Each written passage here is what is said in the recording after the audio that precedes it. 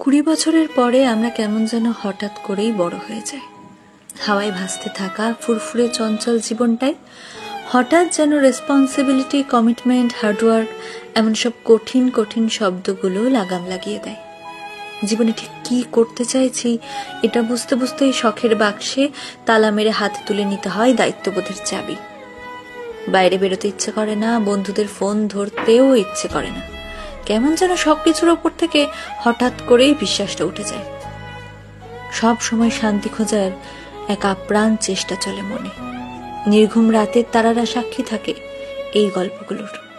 শখের জিনিসগুলোর একটা লম্বা লিস্ট তৈরি হয় মাথায়, কারণ 20 পর বাবার কাছে শখের জিনিসটা চাইতে কেন জানি ভীষণ দ্বিধা বোধ হয়। ইঁদুর দৌড়ের এই খেলায় নিজেকে টিকিয়ে রাখার যুদ্ধে হাঁপিয়ে ওঠে মন। ছোটবেলায় বড় হতে চাইতাম, এখন বড় হয়ে গিয়েও মনটা কেমন যেন সেই ছোট্ট আমিটাকে খুঁজে বেড়ায়।